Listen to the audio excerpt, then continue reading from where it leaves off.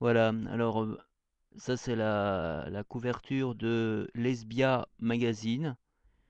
Je tiens à souligner, à dire bravo, hein, puisqu'on aura compris que nous sommes sur, j'allais dire, RV Télé, René Vivien Télé. Donc bravo, c'est peut-être la seule jusqu'à maintenant, c'est la seule couverture que je vois qui est consacrée à René Vivien. 1877-1909, c'est le titre, hommage, la muse aux violettes. Magnifique petit encart, alors avec, bon, un- est-ce que je peux émettre une petite critique? Enfin, je pense que les critiques sont toujours bonnes à prendre.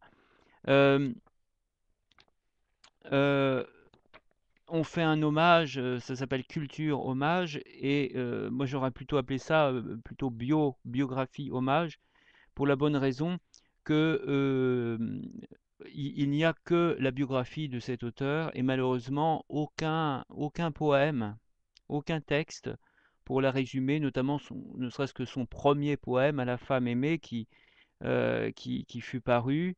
Donc là, c'est bon, je fais ma petite critique. Mon seul regret, ça serait ça, parce que je me souviens une fois, c'était, je sais pas si c'était dans cette revue, je crois que c'était dans la Dixième Muse, dans une autre revue, collègue, la Dixième Muse, autre revue que j'aime beaucoup, peut-être plus d'ailleurs, mieux, pour la bonne raison que bah, Lesbia Magazine est une revue, on va dire, non mixte, hein. C'est-à-dire que ben, quand je souhaite mettre des annonces, par exemple, pour annoncer, par exemple, l'association que je souhaite créer, René Vivien, je pense pas que mon association ait place dans leur colonne.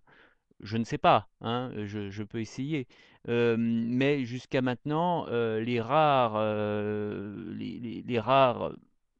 tentatives que j'ai pu avoir, et parce que j'ai discuté avec la responsable, hein, qui est la directrice de publication, femme tout à fait charmante par ailleurs, hein, mais simplement c'est la politique de la non-mixité. Donc elle obéit à ce que son conseil d'administration lui a donné, bien évidemment, comme ordre.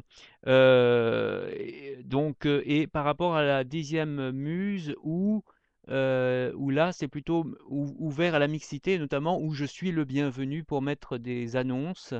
Et je pense que je pense que j'annoncerai la naissance de l'association RV.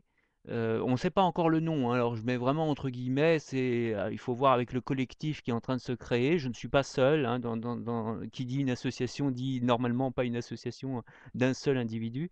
Donc je suis en train d'écrire au principal, on va dire, grande figure, ou en tout cas la principale figure, hein, puisque c'est la toute, j'allais dire la toute petite nièce, mais on a l'impression que c'est une toute petite alors elle a l'âge d'être grand-mère. Euh, eh bien, mais enfin, il n'en est pas moins donc la petite nièce de René Vivien.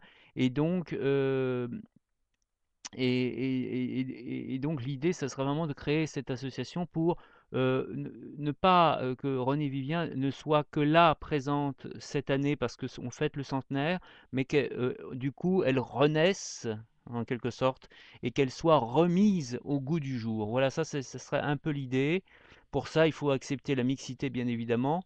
Donc